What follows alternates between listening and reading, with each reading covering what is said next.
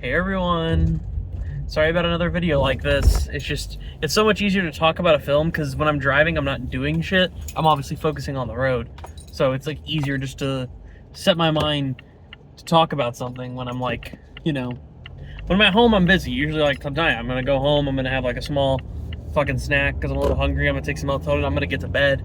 I'm gonna wake up in the morning, go on a walk, like shit, So, can't really like record a review in the time that I have, but I do have some thoughts on what was my most anticipated movie of the year, MaXXXine. Now I will say, once a few more movies got announced, like Anora, the new Sean Baker film, I was like, that's immediately my most anticipated movie of the year now, because Red Rocket's one of my favorites. I love Sean Baker. What I'm hearing about the film seems great. It's got Mikey fucking Madison in her like a gigantic first leading role, especially for an independent film, and it won the fucking Palme d'Or at Cannes. Sean Baker's getting director praise. She's getting like Oscar actress praise. Like like as soon as I heard all the buzz out of Cannes and just that it was coming out this year, I was like, fuck yes. I think it's coming out in October or November. If it's October, then that's near my birthday, and that's incredible. It might be November. I'm not actually sure. I don't remember, but I'm hyped for it. That's probably my most anticipated of the year right now. Followed by like movies like Longlegs has very much grown, in Nosferatu on my list. Nosferatu, like overall, those all might have been about MaXXXine over time, but MaXXXine, like when we were dead set at the beginning of the year, I was like, I cannot fucking wait to see how Ty West ends this trilogy. I adore X. It's like, in my heart, it's like a 5 out of 5. It's a perfect movie. It's such a clever slasher. It's got really deep themes about sexual awareness, growing old, just the feeling of that feeling of not being wanted anymore, you not being attracted to someone anymore. Like the elder stuff in the film, while it's played like a little campy and ridiculous that these old people are committing like fucking murders and shit, you do also feel for the old couple, even though they're also psychotic. Especially when you watch Pearl, you're like, Pearl is just like, has a mental illness and was also dealt the wrong hand and is dealing with a lot of shit. But there is like an underlying message to wanting to be a star, wanting to feel like you're on top. And the whole trilogy at this point now, setting up to MaXXXine, has been like, you have to push through it. Do whatever you can in the business. Do not give up. You have to do some crazy shit to get in the industry sometimes. If you want to be a star, you fucking push for it, no matter what anyone says to you. And like, obviously that's why Pearl saw herself in MaXXXine and X. She could see that reflection. And now we have MaXXXine. Of course, if you guys remember, Pearl takes place in 1918, around World War I, while there's a pandemic going on. It was a pretty simple story about this woman with mental illness who just wanted to be a star, completely rise to fame, and get away from all the awful shit happening in her family life and around the world. And she's dealing with mental illness. She's a crazy bitch. What can I say? It's a good character study. It's a simple character study, but it's an effective as fuck one with some amazing dialogue, a great Mia Goth performance of the trilogy. Even though X is my favorite, I would say Pearl remains her best performance. It's just so fucking scene stealing. So now that you take MaXXXine into account, this being in 1985, obviously X was in 1979, so this is about 6 years later down the line. We all know that MaXXXine murdered, well, she technically only murdered Pearl, who might have honestly killed herself if she left her body sitting there after that gunshot. She went fucking flying, and she's pretty old for her age. Howard died of a heart attack, if y'all remember that. And then every other character got killed. She was the final girl of X, Mia Goth as Maxine Minx. And that's like sort of an interesting thing, is MaXXXine is a fascinating character because at the end of X, you're just getting this big reveal like, oh, she ran away from her family, who was part of her dad, especially, who was a part of this like religious cult, like very aggressive Christians who were trying to kind of put her on top. And she realized she needed to get the fuck out of there if she really wanted to be a star, find her own way to be a star, gain freedom instead of being controlled, from that scenario. But we only get that reveal at the end of the movie, which when you hear that Pearl's coming out, and then later on we'll get a film about MaXXXine in the future, you're going to assume in the future it's going to be dealing with repercussions of what happened in X, as well as going more in depth on her daddy issues, And quite simply, this film is her dealing with repercussions from X. She sees a videotape show up on her door. It's police evidence of her being in that porn tape that was called the Texas Porn Star Massacre, as it was being referred to in headlines and in pieces in this movie. So it's just her trying to like escape that past. There's a detective who's after her, played by Kevin Bacon. We know that the Night Stalker's out there killing people. Possibly is that the person killing everyone else, or is there a specific person targeting Maxine who's trying to kill her? Can she figure it out and stop this? Because now she's got a fucking Hollywood project coming up. She's about to star in a huge horror sequel from, I believe, Universal, they say in the film, by this director who's played by Elizabeth Debicki in the film, who was one of the standouts, I might say. So she has to fucking get rid of all this personal life if she really wants to be a star, and that's kind of what the film is dealing with, mostly the whole runtime. So, a pretty simple premise. It's like part giallo slasher, part detective mystery crime film. It's not really a horror. The horror aspects of it are not that disturbing. I don't even think this would disturb like a 13-year-old who would watch it. It's just not that kind of level of horror, honestly. It's a lot of damn fun, for sure. I think this is an extremely entertaining film. I would say the first 2 acts especially, I was like never really bored. I was really interested in where it was going. The style felt fun and fresh. The performances were good. There were a few really cool kills. It has that ridiculous blood color that you see in like 80s giallo films where the blood is like so bright red that it's so unrealistic looking. But it's perfect for the style that the film is going for, because that's clearly what the film was aiming for, you know? I will just say, like, because I don't want to get into spoilers, this is the most disappointing film maybe of the year as well. It's a lot of fun. And for disappointing film of the year, you might go like, Zach, it's not the worst film of the year. And I didn't say that. That's the thing. It's the most disappointing film of the year. Because I was just like, so fucking ready. Like a month ago, I was like, holy shit, we're only a month away from Maxine. I don't give a fuck about Deadpool and Wolverine. I was like, Maxine fucking Minx, bitch. That's what I'm ready for. I'm so excited for that.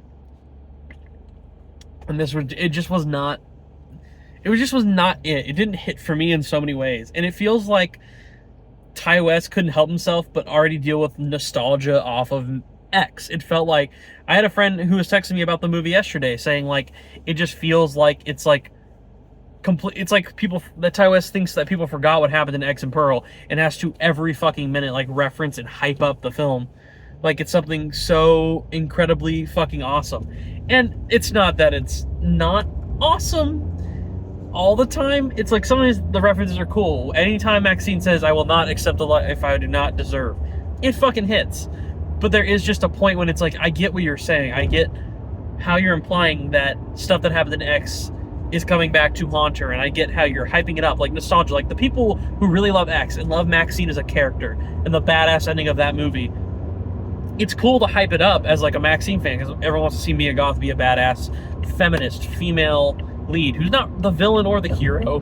She's just simply the heroine of the story, the person that we need to follow, and the person that everyone likes because she is fucking badass, as we've seen in X. And you can tell just from the marketing here, the way that they're hyping her up, she's a fun character to be around. But it's like Ty West just didn't understand what he really had going with X and Pearl. Those feel like very unique stories during different time periods that do talk about this theme of sex and the pleasures of life, as well as wanting to be famous and pushing yourself to get that far and just to never give up. And sometimes you gotta do some awful shit to get into the industry, is again what this movie keeps implying. And I get that it's like cool to touch on that subject once again, but it feels like he didn't do it in as proper of a way as he did in the previous films.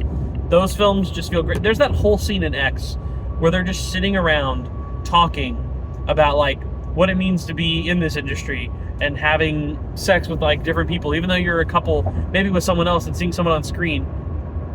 As Brittany Snow says, gay, straight, it's all disco. It's just fucking, it's a perfect scene and culmination of just like how the younger generation, those characters in X, compared to the older generation who can't live that way anymore. You should enjoy your years of freedom and having sex and just being free kind of to do what you want.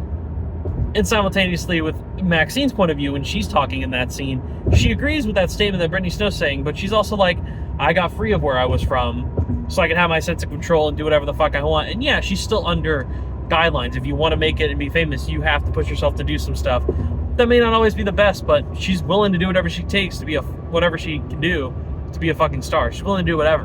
And it really shows in Maxine, but simultaneously it doesn't feel as heartwarming of a message. Like Maxine as a character in this film does not go beyond anything she was already at in X. She is the same character. She just simply now, by the ending of this film, I'm going to spoil one thing about this film. Maxine does become a star. She stars in a horror movie. The world knows her name. They quote it.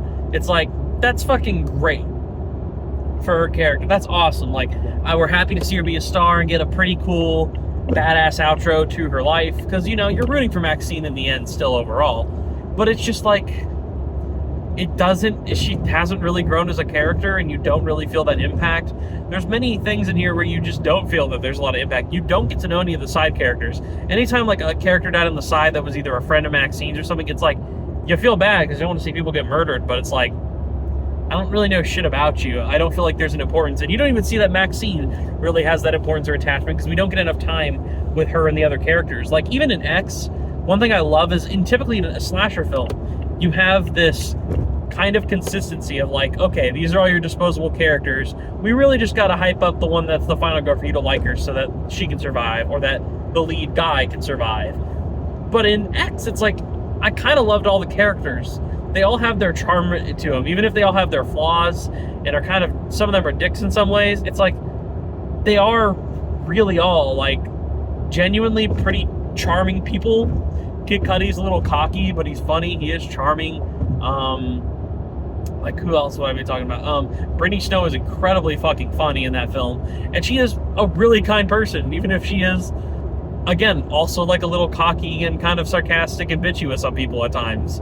RJ is just trying to get his filmmaking career going up. Jenna Ortega is the really shy girlfriend, but she also does want to like kind of push past her family, and whether, you know, whenever she decides to be like, I want to be in this videotape too, I want to be in this movie and have sex with him, it's not to go against RJ's beliefs or anything. It's just because they kind of swayed her that way, convinced her that that's just how she's kind of meant to be. It's like, something about all the characters is charming. None of them are assholes or complete dicks. And even if they make some dumb decisions and have their flaws, it's something so charming about the slasher element of that film where it's like, you don't want to see any of them die. Even if there's some cool kills and fun moments in that film, you feel bad in the end for all of them. And same with Pearl. Like, all the side characters in Pearl, it's like, besides maybe the mom, who honestly is just trying to make an honest person out of Maxine, because she does tell her, like, you are fucking psychotic. If people notice that on you, they are going to see the evil inside of you and get the fuck away quickly. And of course, the projectionist, played by David Cornswet, our new Superman, he realizes that. With Maxine, it's like, these supporting characters are chill. I don't want to see these characters die, but it's like, again, I don't know much about them. They don't do much for the plot of the film. The film really is just an extremely fun time with some fun character moments, a good score. It's well shot. The gore looks cool. It's like, especially in the first like act, even 2 acts, I'd say it's pretty well edited. The 3rd act is the only act where I'm like, this is coming together as a complete mess. The editing is like kind of choppy. It feels like there was stuff missing in between some scenes where I'm like, this just doesn't feel natural at all to the story's progression. Even though the twist in the film is so fucking obvious what it's going to be, it's like the payoff doesn't feel like it's there, and it feels cut down to something else. And I just don't know really what I can say is missing. It's not a horrendous film by any means, but it's just a disappointment. It feels lackluster on multiple different fronts. It's a fun time for it being a B movie that's trying to be an 80s style thing, but even as my friend said yesterday, X feels like it's an homage to the films, like slasher films like Texas Chainsaw Massacre and Halloween of the 70s. It's meant to have that really creepy, kind of slow burn vibe, but there is something so grimy underneath. But X, on top of that, has a really good kind of great theme, some heartwarming messages, some actually really creepy imagery, more than like stuff like Texas Chainsaw Massacre and even Halloween had from back then, while also having, like, you can't even tell me most of the characters in Texas Chainsaw Massacre's name. Maybe in Halloween you can, because it's such a huge cultural phenomenon and how that started for a slasher. But like, I could tell you like all the characters' names in fucking X. They're just so, I just did a minute ago. Yeah, they're just so goddamn memorable, and they're so charming, and there's so much to X that is so cohesive and great. And Pearl is such a unique and fun little character study, and it's drifted by such a great Mia Goth performance. And this is a really good Mia Goth performance still, and there are really good things and elements of the film. The filmmaking itself, again, on a technical level, is really well done. It is really well shot. The lighting looks great. I love Tyler Bates' score in here. It feels like an 80s, like, B-movie crime story kind of fucking score. It has that vibe completely. It doesn't come together. Honestly, I would compare it to, like, something of a combination of, like, Scream 3 meets, like, Manhunter meets, like, meets, like, a Friday the 13th, like, part 5 in, like, some of the cornball side characters, if you've seen Friday the 13th 5. It feels like a mixture of, like, all those things and trying to do all of them with, like, a hint of Giallo in there and some Alfred Hitchcock reference. Like, quite literally, the Bates Motel is in the fucking movie. It direct Alfred Hitchcock references in the film. And it's cool in some aspects, it works in some aspects, but I think about, for the most part, on a story structure, it's incredibly messy, and it's just not the most satisfying conclusion it could have been. As a lot of people have said, anticlimactic. It's hard not to agree with that in some ways. I would still say go check it out and form your own opinion to see what other people think about it. And I would like to hear thoughts of anyone who saw the film down below, because it does make me curious to hear more people talk about it. It's like I almost don't know what to say or have much to say, because it just feels so, like, okay, it's a really fun time. I give it props on a lot of the technical aspects. Ty West definitely has a vision, but this does feel like a rushed movie and, like, a very limited idea. It doesn't feel like an idea that it doesn't feel like it got entirely what it wanted to be. It's kind of like when you watch, like, an Incredibles 2 and you're just like, we waited so long for this. Obviously, we didn't wait long for this. It was only like 2 years. But with Incredibles, you waited so long for this, and it comes together so simply. It's like, there's fun to be had, extreme fun to be had in a movie like Incredibles 2. But the story's not there. It has such a lackluster villain and twist. It feels like almost like a rough draft or a first draft of a film that barely got any write-ups. It was just kind of like, indulge in the nostalgia and fun that you had with the previous films, X and Pearl. Let's reference those things again and keep with the same theme, but we'll have a nice 80s flair to it. And clearly Ty West has a great visual style, and he clearly did his homework and research of the 80s. He clearly looked deep into a bunch of different things that happened in Giallos and happened in crime films around the time, in B movies around the time. He knows the style, he knows exactly what he's going for, and he did his research on just so many little things in the film. But it just doesn't really come together. Just because you show stuff and reference stuff, as my friend said, it felt more like a parody than an actual homage, like X and Pearl feel like grand homages with a lot of, like, study to them. And they do have such a unique story and a lot of great elements to it, including great characters on top of the great performances and technical aspects of the film. This film, great technical aspects. It's a good amount of fun to be had. It is entertaining, but it does not feel like a grand homage with a unique idea. It feels like a pretty good idea, like a first draft of an idea with just references. It really does at times feel like a parody of other B movies, but with the surface level story of, oh, people love Maxine from X, so let's give them more of that and do some fun shit with Mia Goth in here. And it's like, good for Mia Goth. I hope that this trilogy has made her a star by now. I hear she's going to be in Blade, which, if that film ever gets fucking made from the MCU, will be cool to see her play a villain, because it seems like that's what she's supposed to play, is the villain of Blade. And I could totally see her having, like, a huge career. She is a great actress.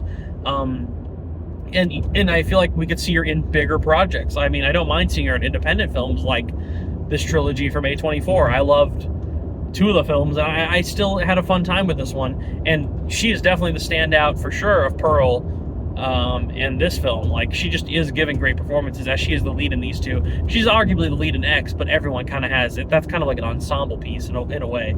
So she's not always like the standout all the time on screen, but in Pearl and this, she has to eat up the scenery. She is your fucking lead. She is the front face of the film, and you have to follow it the entire time. So you have to be engaged by her performance as well as the character. And you are just, in this less than Pearl, I just feel, I don't know, wasn't as invested. It wasn't as interesting, and I don't feel like they did enough with her. It's not to say it's a bad film, but again, it's a fun time out at the movies, but it is easily the most disappointed I have been with a movie in a while that I've been so hyped for. You know? Like, if I wasn't so fucking excited for this movie the entire year, just building up to this point, maybe I would just feel like that was a really good time, and I'm not that mad. But I don't know. I kind of expected more from Ty West after X and Pearl. I just kind of did. That's not to say I won't see anything he doesn't put out. If Ty West puts out another movie, I'll be like, I'm sad day one, soldier. You made some great fucking films. Besides just this X trilogy, like I love The House of the Devil and The Innkeepers. We could talk about that all day. But yeah, overall, I'm thinking a 7 out of 10, a solid 3.5 out of 5. If you want to call it on, if I was letterboxing it, yeah, because I did have a great time. Just every element of it does feel lackluster. Like on a quality level, it's probably like a solid 6, but I was very entertained. And I don't know, this isn't me just like pushing my agenda forward to be like, even if I had issues with it, I'll just give it the benefit of the doubt. No, like I would actually give it a 7, like on a mixture of like fun and quality level. Like on a personal level, it's a 7 out of 10. It's still a pretty good movie that I had a lot of fun with, but it does feel anticlimactic, and it could have been so much stronger. But yeah, you still go see it. I've seen reviews that absolutely fucking despise the film, and I don't think it's that level of garbage like some people are saying. There's a lot to it that I still really fucking enjoyed. And I've also seen people who are like, no, this is like a masterpiece. People are completely misunderstanding it. It's fucking incredibly entertaining, rewatchable. It's awesome. Like, I even have a friend who's now, this is his 3rd time he saw it with us tonight. He has now seen it 3 times, and he fucking loves it. He stands by being like a 4 out of 5. So, like, in any way, and he's like a great 4 out of 5. I'm like at a kind of confident 3.5. I'm like between like a 6 to a 7 is really what I would say. But I had a fun time. I will probably pick this up when it comes out on Blu-ray. I have the first 2 on Blu-ray. I hope that, because I'm hearing this is going to get a 4K, so sorry to jump lanes to physical media discussion, but if this is going to get a 4K, please remaster X and Pearl in 4K A24. Whether it's through Lionsgate and I have to go pick those up in purchases, or the rumor that's been going on for like a year and a half now. When MaXXXine comes out, will A24 on their website do like a collectible 4K box set of all 3 films with like a poster and like a bunch of like cool shit in it, like a really collectible set? If they fucking do, I will gladly spend $100 on that, because I do love the first 2 films a lot, and overall as a trilogy, it's still a very good horror trilogy. I mean, the fact that this even got made, like, it's about like Fear Street. None of the parts of Fear Street top X or Pearl, but I would argue that all 3 Fear Street films are about like better level than say like MaXXXine. So it's probably more consistent of a trilogy in quality than the X trilogy, but this is probably a better trilogy when you just go overall on the film's qualities and technical aspects, especially with those first 2 films, X and Pearl. So yeah, I don't know really what to say. Anticlimactic conclusion to a trilogy with some weak elements and stuff that I don't really love here and there, but I still had a fun time. I still think Mia Goth is great. Ty West, I will be sad for whatever you make. And yeah, I definitely want to get the score of this film. I think out of all 3, I mean, all 3 scores by Tyler Bates have been great, all unique in their own way. This one might have been my favorite score because it is just so like 80s crime B-movie bombastic scores. Like it has the doom, doom, doom, doom, like drums, you know. I don't know how to describe it, but you know the fucking kind of drums I'm talking about in like an 80s B-movie. The kind of shit that you might see and like hear like in like a trauma film, or like a like low grade like Giallo slasher. You know exactly what I'm talking about. If you know. Yeah, it's kind of got that retro feeling score to it.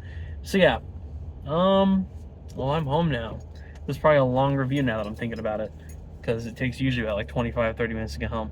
Yeah, so what should I be reviewing next? Probably Longlegs. I'll be seeing Longlegs next week, and I hear some great things about that, and it has again been on my radar for a film that later on, hearing a lot about it, I've been extremely excited to see how that turns out. So I'll wait till I see you guys for Longlegs. I have an Inside Out 2 spoiler review coming out as well, and then I still have to work on my video for ranking all the Smiling Friends films, and I want to do a video talking about people send me their list of their top 5 favorite movies, and I'm going to judge their top 5 favorite movies. I cannot wait to make that video.